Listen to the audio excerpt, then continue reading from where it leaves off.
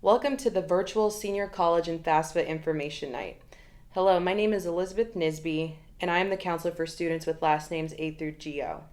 Our counseling team is compiled of myself and the following: Mrs. Davenport, who is the counselor for students with last names GR through O, Mrs. Chapman, who is the counselor for students with last names P through Z, and Mrs. Giannini, who is the financial aid and scholarships counselor.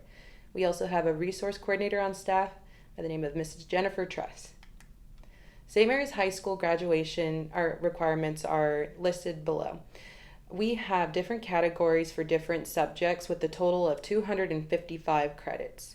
Credits are broken down per year. So for example, for English, a full year course is equivalent to 10 credits. So your student will take English freshman, sophomore, junior, and senior year for a total of 40 credits.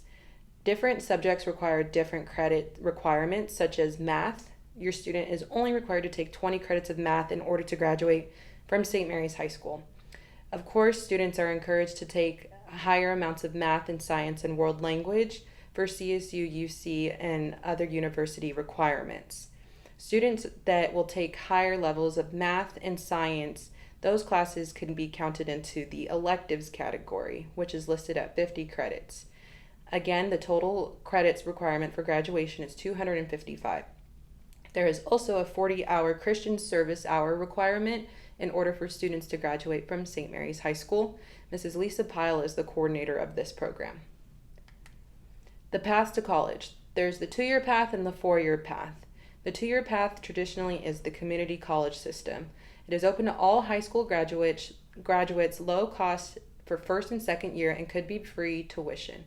There's also the TAG program that is involved with the community colleges, which we'll discuss later.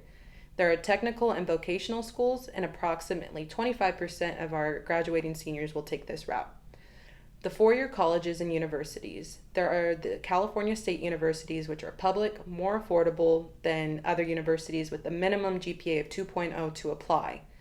The University of California, which is public, more costly than CSU's, and more competitive. There is a minimum of a 3.0 GPA to apply. There is also the private colleges, universities, out-of-state colleges and universities where the tuition is higher. They're more competitive, but there is more financial aid possibly available for students that take this route. Approximately 75% of our seniors will take the 4-year college and university route. Community colleges. The student must be 18 or have a high school diploma in order to enroll. Apply spring semester for the best choices of classes. St. Mary's will hold a workshop with a Delta College rep that will help them with their application, so please be on the lookout for notifications on Schoology, Telegram, or email.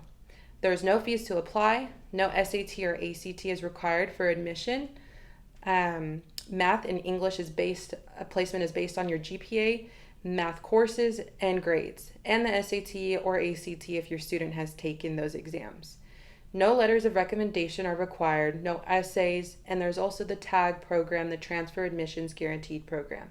This is a program where community colleges have partnered with select UC campuses where a student can apply for this program at their community college, and they're able to work with the UC system with different requirements such as GPA and courses that UC may want this student to take. And if they complete all of the requirements, then they are guaranteed admission into that UC. The student is only able to apply to one UC that is listed in this program to apply.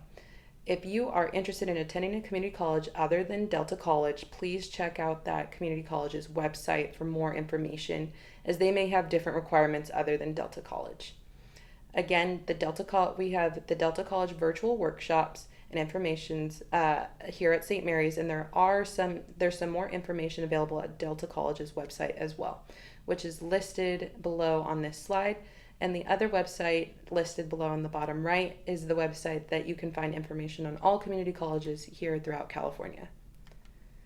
The A through G subject requirements. This is for the University of California and the California State University systems. As you can see, they're pretty similar to our St. Mary's graduation requirements. We also require the 4 years of English, but as you can see, some of the requirements are higher. So that's why we encourage students here at St. Mary's to take a higher amount of math, science, and world language. Now, for math, they do require only 3 years, but it is encouraged to take more than just the minimum requirement. These are the requirements in order for a student to be eligible to apply. If you would like for your student to look more competitive, you definitely want to look into taking higher level math, sciences, and advancing in the world language category. There have been some changes to the CSU and UC applications for the fall 2021 admissions due to COVID. For the California State University system, they have temporarily suspended the use of the ACT and the SAT exams for them to determine admissions and eligibility for the fall 2021 freshman admissions. In no case will standardized tests be utilized in making any sort of admissions decisions for applicants at the CSU system. California residents are eligible for admissions with a minimum 2.5 A through G GPA. So that's a 2.5 GPA based off of the requirements of the screen shown before this one. GPA between a 2.0 and a 2.49 may be evaluated for admission based upon supplemental factors and as exceeding the A through G requirements. There's household income that can be included in this, as well as extracurricular involvement, which can include athletics, community service, or clubs. For the UC system, for the fall 2021 and 2022, the UC is test optional, meaning that the UC may consider when a student self-reports the results of their exams in the UC application. UC terminates the SAT essay and the ACT with writing requirements for admissions. UC is not asking for official test scores submissions at this time. Here is a map of the CSUs that range all the way from Humboldt down to San Diego, and we highly encourage, prior to COVID, that students were able to go on campus and see what the school looked like, but there are virtual options that you still can utilize. On our SCORE website that all students have accounts for, they can access virtual tours for select campuses. You can also go on each campus's website to see what they are offering as well in terms of virtual tours. For the California State University system, there is a minimum of a 2.0 GPA to apply. And again, this is a minimum requirement. It is highly encouraged to take those extra classes and to have a higher GPA to be more competitive with your application. The student must satisfy those A through G course requirements listed on the slide previously. And there is no SAT or ACT for students applying for the fall 2021 school year required. The time to apply is between October 1st and November 30th. The application will open on October 1st, but it is very important, even though it closes on November 30th, to apply earlier rather than later to avoid a possible system crash. The applications open again on October 1st, and students can submit their applications on that date as well. There is a $70 fee per campus per application. No letters of recommendation are required for this, and there are no essays required for this as well. The website here is listed on this slide for your convenience. Thank you, Mrs. Nisby. The UC system is the third state system we will cover in this evening's presentation after the Cal States and community college systems. The 9 undergraduate campuses of the UC system span the entire state of California, each encompassing different spirit, including size, campus settings, locales, and academic offerings. Each campus has an individual feel, inspired, of course, by their locations. Davis, for example, enjoys the typical college town that has grown up around it, markedly different than that of UCLA's Brentwood, situated in the center of Los Angeles. We always encourage students and families to visit, even virtually, to get a feel for what's the best fit. Take a tour, eat a meal in the cafeteria. You come to learn a lot by these experiences. As you might expect, the eligibility requirements are a little higher for the UCs than that of the Cal States, and consequently the admission process is a little bit more competitive. The UCs require a minimum 3.0 GPA and A to G coursework, and the more competitive campuses will look for coursework beyond the stated minimums. Because of COVID, testing requirements have changed for the UC system this year. Testing is no longer required as part of the application process. and students are in no way penalized for the absence of scores. It will be up to the individual student to determine if they want to send scores. Please know that the UCs, and frankly a lot of other institutions, are acutely aware of how impossible it is for California students to test. We are aware that many test centers are closing left and right. If you cannot get in for a test, it's absolutely okay. You are in a lot of good company, and colleges will certainly not hold it against you. Because we can't send letters of recommendations to the UC system, the 4 personal insight questions that are required are more important than ever. These essays allow students to put their individual experiences and involvements in context for the UC. If you have a part-time job outside of school, this is the place to talk about that. If you oversee siblings at home, explain that. If you opted to take a challenging course because it really caught your interest in lieu of another course, talk about that. Simply stated, this is your opportunity to speak directly to the admissions office and to the admission officer that will likely be reading your application, and share with them information beyond that of your transcript. Finally, applications for the UC system are officially open. Students can work on them over the course of the next few weeks and return to their account as often as possible. The application is available to submit beginning November 1 and continuing through the 30th of November.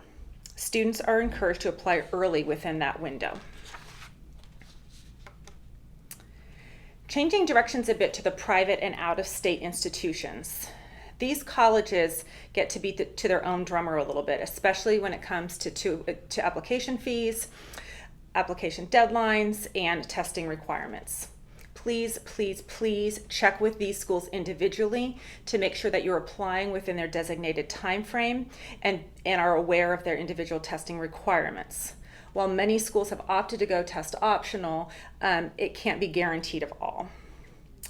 As a general rule, these schools require letters of recommendation.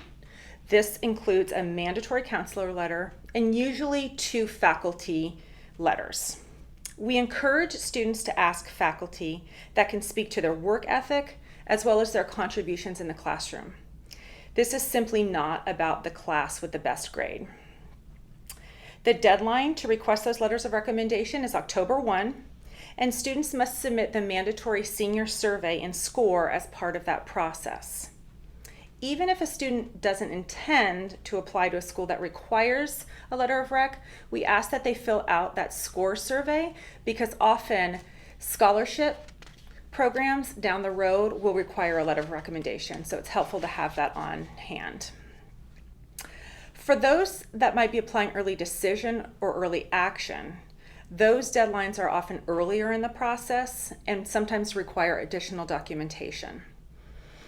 As a reminder, please discuss these application options as a family to ensure that everyone is on the same page, especially when it comes to some of the binding conditions that are required of early decision. Finally, these schools will often require an essay or personal statement as part of their application. Students who are working on the Common App can send 1 essay to multiple schools on the application.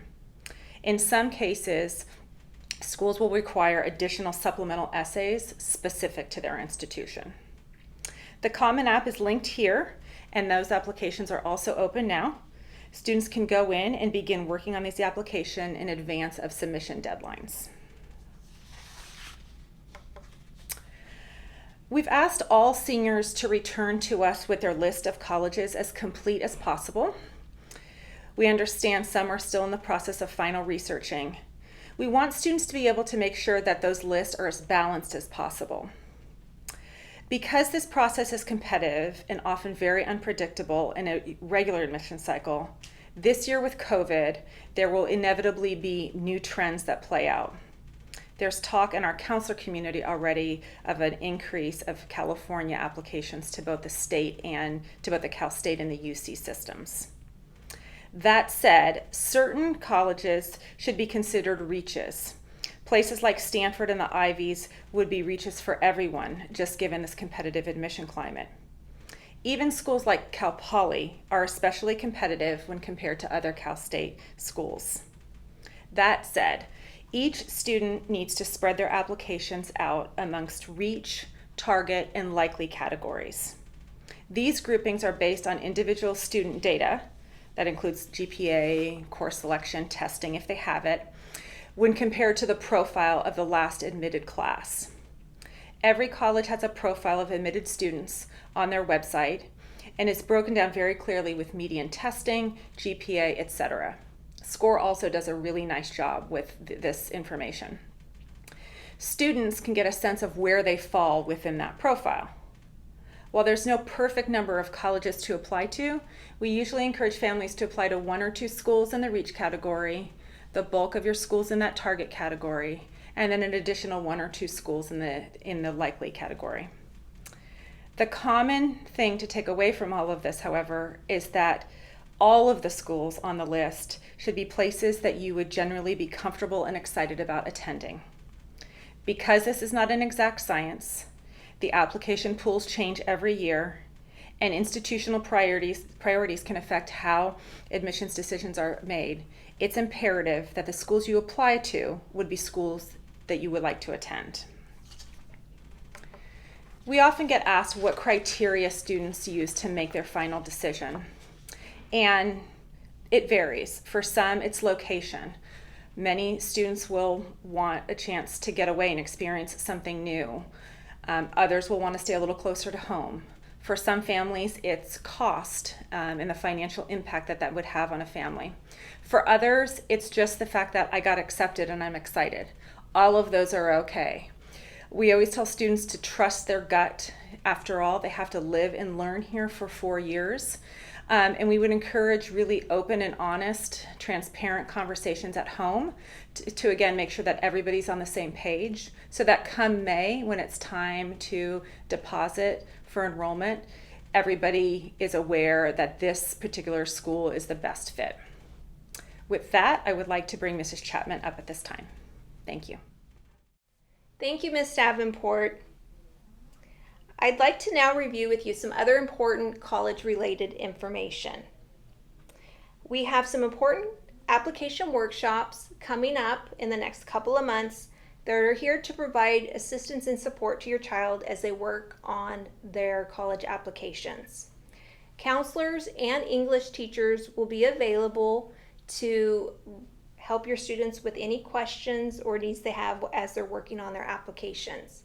On October 14th, this application workshop date is specifically for UC help. UC admissions staff will be available to assist with the application. On October 22nd and November 16th, counselors and English department teachers will be available to help with any college application, especially CSU and Common Application. But keep in mind, these workshop dates are extra support. We are always available in between these times. You or your child just need to call or email their counselor, and we'd be more than happy to assist you with any other application questions. Virtual college visits is an excellent way for your child to get more information about universities that they're interested in. Many times the representative that visits St. Mary's, whether on site or virtually, is also the person that reads your child's application. So it's a good way for them to make that connection and get their specific questions answered by the person who will be ultimately reading their application. If your child would like to sign up for a virtual visit, they just simply need to go to SCORE and go to upcoming visits in the calendar. You'll find upcoming visits on the right-hand side of the home page, and they just simply need to check mark Count Me In to register. Zoom link details for each virtual visit will be sent to students who register approximately 24 hours in advance. Testing information. I know Ms. Davenport and Ms. Nisby covered the SAT and the ACT information a little bit before me, but just to give you some general information if your child is still interested in taking an exam. The websites collegeboard.com and actstudent.org are available on this slide. Make sure you watch those websites and your emails after registration to just see if there's any important testing site information you need to be aware of. A couple other things to keep in mind: St. Mary's does not send test scores to colleges or universities, and we do not put test scores on our transcripts. If you do decide to send SAT or ACT scores to a university, again, please make sure that you're meeting each university's deadline dates to when you need to submit scores. Parchment. Parchment is an electronic service that we partner with to send transcripts to colleges and universities electronically. Every St. Mary's student needs to create a Parchment account. After they create a Parchment account, if they do want to send a transcript to a university, they simply need to go into the website, select their university of choice, pay the small fee online with their credit card, and then our registrar will send the transcript along electronically to the university. Keep in mind, even though your child may not need to send any transcripts now, maybe your child is going to a program that isn't requiring a transcript, every student still needs to create a Parchment account before graduation, because your final transcript needs to go to your ultimate destination in June. What is SCORE? SCORE is an all-in-one college search and resource, again, that we've partnered with here at St. Mary's. Students can use SCORE to research colleges. They can take virtual college tours through their SCORE account. They can look up college costs and programs such as athletics and clubs and organizations. Through SCORE, students can take career profile assessment tests. They can look at their test scores as students take the PSAT or pre-ACT and SAT and ACT exams. Those scores are loaded into their own personal SCORE account. We're asking seniors to complete their senior survey and request their teacher letters of recommendation if they need them through SCORE. And then again, this is the way that they can sign up for virtual college visits. So SCORE is an excellent resource for St. Mary's. We highly encourage every student, especially seniors, to really take advantage of all that it has to offer. At the end of senior year, once students are finished applying to colleges and begin to hear back on their acceptances, denials, wait lists, we do ask that your child input this information into their SCORE account because it is helpful information for counselors to see where our students end up going after St. Mary's. The next couple slides have some really helpful websites to do college search, financial aid search, if your child still needs to do testing, standardized testing, or if they're interested in athlete resources. And then lastly, some general tips. One of the biggest things that you can do is just save copies of everything. Save all your emails, save copies of any applications that you submit, whether it be college or financial aid or housing.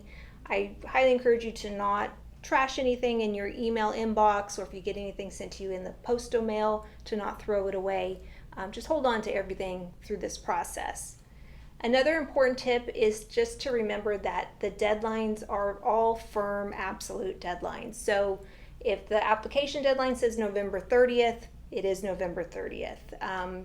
Rarely do universities make exceptions to their deadline date, so it's really important that you and your child stay on top of due dates for their college applications, scholarship, financial aid, and housing. It's important for every student to have a good email address, a private personal email address such as a Gmail or Yahoo, and we recommend that you use that email address on all your applications moving forward. It's just in case you need to make contact with universities after graduation or waiting on information, it's just good to, again, to just be using that private personal email. And don't forget to check those spam folders too, because emails from universities sometimes do get logged into the spam folder. And then lastly, after all the applications are submitted, Students may receive an email from a school suggesting that they create a portal, and universities sometimes use this portal as their way of communication from here on out.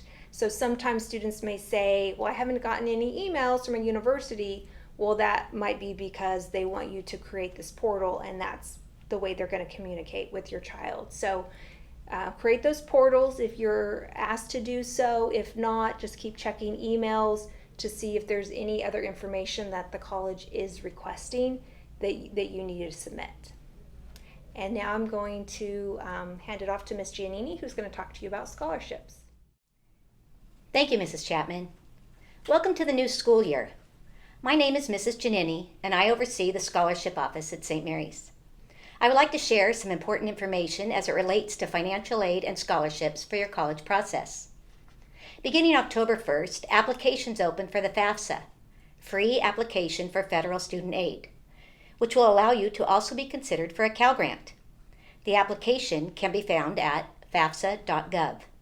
There are scam sites, so please pay special attention and make sure you're working at the .gov site. Filling out the FAFSA is free. Some universities also require the CSS profile form as a part of their process. Information on this form can be found on the College Board website. A GPA verification form is required as part of the process, and Danette Curtis, our registrar, will send one automatically on behalf of every senior unless you have opted out. Scholarships from outside sources are available right now and can be found at the St. Mary's Scholarship website. Please take a look and make sure to adhere to all deadlines. St. Mary's High School also offers scholarships to graduating seniors. These applications open up December 1st and are due by February 1st and can be found at the St. Mary's Scholarship website. Finally, please send all copies of monetary awards to my office. Please feel free to contact me with any questions. I look forward to working with all of you. Caitlin from the Financial Aid Office at the University of the Pacific will follow me now with the FAFSA presentation. Thank you. Hello and welcome to this presentation regarding financial aid for the 21-22 school year. My name is Caitlin Goslinga. I am the Assistant Director of Financial Aid at University of the Pacific. Thank you so much for taking some of your valuable time to join us to learn more about this topic. And with that being said, let's go ahead and jump right in. So to start, here are some of the objectives we will be going over. So we will cover an overview of the various financial aid applications. Then we'll discuss a few topics pertaining to verification of those forms, and then go into the different types of grants and student loans that might be available, along with a breakdown of different scholarship opportunities, and going over the cost of attendance and how to interpret that for each school you might be applying to. And then last but not least, covering award letters and then also private institutions. So to start, a term that many of you may be familiar with is the FAFSA. This is the free application for federal student aid. It is available directly at the studentaid.gov website, and it's going to collect quite a few details about your household. So things like who resides in your household, how many students are going to be attending college for the upcoming year, along with financial information about the household. There is a very handy tool that I want to make you aware of that is going to speed up this process for you called the IRS Data Retrieval Tool. This will link your tax information directly from the IRS onto the FAFSA. One thing to note that the FAFSA will be asking for tax data from 2 years prior. So the 21-22 application is going to ask for your 2019 tax information. Now, we definitely are aware that for many families, things have changed since 2019. If that is the case, still make sure that you use the 2019 tax information on the FAFSA. If things have changed, please make sure to follow up with each of the individual schools that you are applying to for what's called either a professional judgment or a special circumstance review. You'd want to let the school know what's going on, how your income has changed, and they will let you know what information they would like to collect to perhaps consider making changes to your FAFSA on your behalf. So that's a process the school would go through, not something you would need to change on the FAFSA directly. So please make sure to use that 2019 tax information. The FAFSA is used to determine federal, state, and also perhaps institutional aid eligibility at the schools you are considering. You can list up to 10 schools on the FAFSA.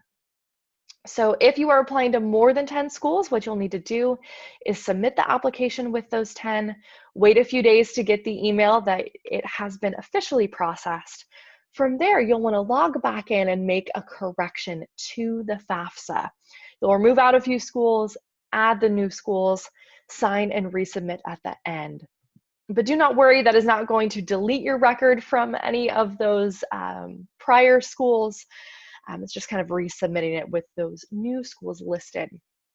The FAFSA is free, so please make sure you are completing it directly at the studentaid.gov website. That's the only place you'll want to access the application.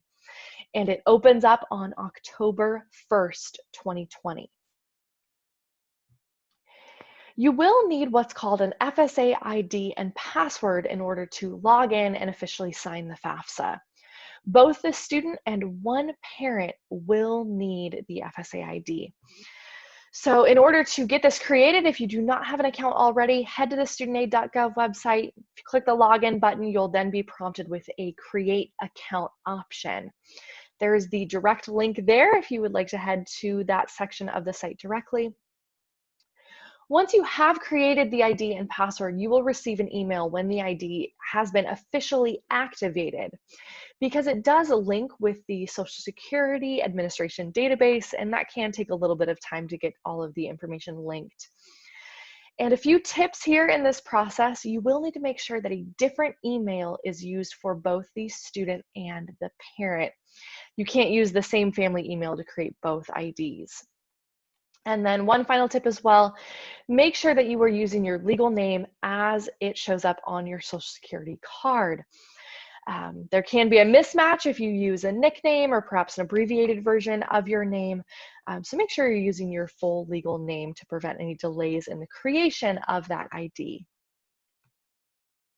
You can do the FAFSA on the mobile app. So if you're interested in doing it on a smartphone or a tablet, you can download the My Student Aid mobile app to do your FAFSA there as well. One additional application here for students that are either undocumented or they hold a non-resident status is, instead of the FAFSA, you would actually do the California DREAM Act. This is available at the California Student Aid Commission's website. Once again, for students that are either in the undocumented category, have a valid or expired DACA status, a U visa holder, or holding temporary protected status. So if you fall under any of those categories, you would complete the DREAM Act rather than the FAFSA. One final application I do want to bring up is something called the CSS Profile. This is available at cssprofile.collegeboard.org, and this is an additional application typically used in conjunction with the FAFSA at select schools to award their own institutional aid, so not federal or state aid. The profile is used by upwards of 400 different schools across the country. So if you are not sure if the school you're applying to requires the profile, you can check the list of schools at their website, or you can go out to your school's financial aid section of their site directly. Typically, the schools that fall under the profile list are usually smaller liberal arts schools, for example. But this application will go into a more in-depth review of your family finances. One thing to be on the lookout for, it will also ask for financial data from any non-custodial parents. So if you are in a divorced or separated family, you may need to go out for additional information from other non-custodial parents in that scenario. More information about that is on their website as well. There are waivers that you can apply for if that is not something that would be easily obtained in your family circumstances. There is a cost for the profile, $25 to submit it to one college $16 for any additional reports you need beyond that one school. There certainly are fee waivers that you can apply for as well for the profile. It also aligns with the FAFSA filing date, so the first day to file would be October 1st, 2020. Moving on from here to cover verification. So, all right, you filed your FAFSA and now you get a notice that you have been selected for federal income verification, and you think, oh no, what did I do wrong? What might I have submitted incorrectly? Don't be alarmed. This is actually a very common process. About 1/3 of all FAFSA filers are typically selected by the Department of Education to file for this verification process. It essentially is just kind of an audit. It's the Department of Education's way of making sure that you have been awarded accurately. So you may need to provide additional tax information to these schools that you are applying for through their own process and portal. So information of tax paperwork that might be asked of you would be 2019 tax data, so an IRS transcript, tax return transcript, or a signed copy of the 2019 1040. Along with that, 2019 W-2 forms, and then perhaps also self-employment paperwork, a Schedule C or SE if that applies to you. You may also be asked to verify that you have other siblings in college if that's something that you reported, and then perhaps a verification of assets if that applies to you. So the school will let you know what it is that they need. Keep in mind that this process does need to be completed in order for your financial aid to be finalized, for your award to be finalized, and for that aid to be applied to your account. So moving on to different types of grants that are available. At the federal level, we have the Pell Grant, which ranges from $600 to upwards of $6,000 for the year. There's the Cal Grant, which is available at the state level. This covers 100% of tuition at a CSU or a UC school, right around $9,000 at private nonprofit institutions. In order to be eligible to be considered for the Cal Grant, you do need to make sure you complete your FAFSA and also make sure your high school submits your GPA verification by March 2nd of 2021. Most high schools do submit your GPA electronically on your behalf automatically, but if you're not sure on that process with your individual high school, please make sure to touch base with either your front office staff, your high school registrar, or your high school guidance counselor. They certainly will be able to get you more information on that process. So beyond the federal and state level, there often can be institutional grants that are available from your select school. Now these amounts and eligibility really can vary from school to school. So you'd want to kind of touch base with your school to see what they might be able to offer regarding institutional grants. Moving on to student and parent loans. There are student loans available at the federal level up to $5,500 as a first-year student. And a portion of these loans may be subsidized, meaning that they do not accrue interest until the student is finished with school and begins repayment. Another portion of the loan may be unsubsidized, meaning that it does accrue a little bit of interest while the student is in school. Now, family income will be used to determine the type of loan eligibility that you qualify for, and the school will do that evaluation when you file your FAFSA. Additionally, something else to keep in mind, a resource that you might have access to would be a federal parent loan.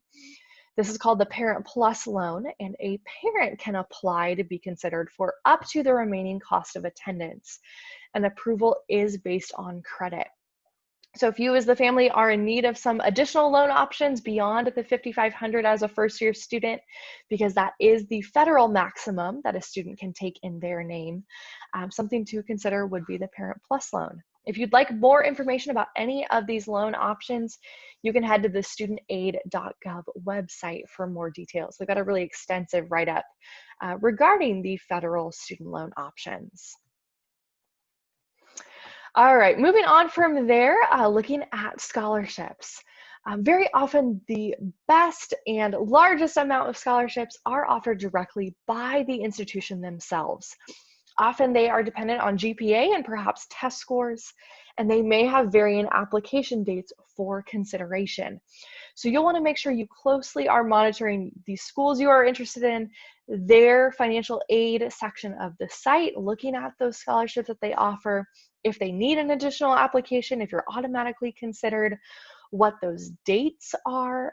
So make sure you are looking at that very closely as you're applying. Looking at outside scholarships, some places to kind of take a look. There are major national websites like FastWeb and scholarships.com that will aggregate lots of different outside scholarships. But I always advise students to maybe start your search a little bit closer to home. So look for local foundations or religious or community organizations, ethnicity-based organizations in your local community, local businesses, civic groups.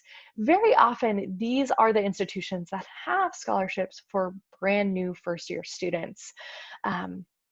Other organizations to look at would be related to your field of interest. So business, the medical field, teaching. Look at those professional associations associated with those majors. They may also offer scholarship assistance you can apply for. Another place to look would be your employer if you as a student is working, or your parents' employer. They may offer some tuition or scholarship assistance in that category. Also, make sure to check with your individual high school, your guidance counselor. Very often high schools may have scholarships they can award to their graduating students to use in college. So now that you are looking at those schools, you've applied for financial aid, you're waiting for your award letter, you will want to look at what's called the cost of attendance. Each school is going to have their own individual cost of attendance. Even a CSU and community college can vary from school to school. And there are two main categories, or kind of buckets of money, I like to say, that you'll want to look at in considering all of these schools. So bucket of money number one would be the direct costs. These are expenses that have to be paid and will likely be charged to your student account at that institution. So obviously tuition and fees fall into that category. Housing as well. If you are going to be living on campus and you sign a housing contract, you will have housing and perhaps meal plan charges. Also books as well. They may not be charged directly to your student account, but almost every student does have to purchase and or rent books, so that's a cost to definitely consider as well. There also will be a section on your award letter that you may see called indirect costs. Now, these are expenses that are not going to be charged to your student account, but you're going to want to consider them as you kind of budget throughout the year. So you're going to have just your own everyday personal expenses. You will have money you'll have to kind of plan for transportation. So whether that be a plane ticket to and from school, gas money if you're commuting, or if you have a car on campus, you're gonna have to pay for gas in that car. Also just general supplies, miscellaneous expenses. Once again, these are not things that the school is charging you for. That's kind of a really common misconception. Students will call our office and say, hey, why are you charging me for transportation? Or why is there a cost for housing? I'm living at home with my parents and they're not charging me rent. It's simply just an estimate to help you plan for the year. These costs may not apply to you in every regard. So definitely something just to kind of keep in mind there as you are planning for the school year. So now moving on to the financial aid award letter. Each school is going to send out an award letter with your individual student's aid eligibility based on the FAFSA and perhaps any merit scholarships they might apply for. The layouts look different from school to school, so make sure to compare them very closely. You'll want to look at those direct costs, and then you'll want to take a look to see how much you've been offered in loans versus free money, so grants and scholarships. And then from there, what is the total amount that is going to be due to that school, perhaps out of pocket, after grants, scholarships, and any student loans are applied if you're planning on borrowing loans? You'll also want to make sure you look at the renewal terms. So what do you need to do year to year for those funds to be renewed? So for example, if you've been awarded a merit scholarship, do you have to obtain a certain GPA each year for that fund to be renewed? Along with that, also checking for any verification requirements. So making sure that you have completed those requirements, completed loan paperwork, for example, all of that. And then last but not least, this is my final slide here, and my shameless plug for private universities. Very often we hear from students that they see the sticker price of the school, and they think, oh, that's so expensive. I would never be able to afford to go to that institution. I always like to say, don't let the price tag fool you. Private schools may definitely look expensive on paper, but they may be able to offer enough of their own institutional aid in combination with those federal and state resources to make it affordable. So for example, at Pacific, we have a few additional scholarship programs that may certainly help. The Powell Scholarship, the application deadline is December 1st. This last year's 2021 value was $42,000. Not quite sure what next year's value is yet. It's a little early, but we'll have more information on our website soon regarding that. We also have our CIP scholarship. If you are a local first-generation Stockton student, you can apply for the CIP program. That can cover a good percentage of your tuition if you are admitted and you choose to accept that offer. There are also scholarships available through the various departments. So for example, if you are a conservatory student and you audition, if you are considering engineering or media X, often these departments can have their own scholarships they can offer for some additional financial aid. So definitely some things to kind of take into consideration when you're looking at a private institution. It can definitely be more affordable than you might think.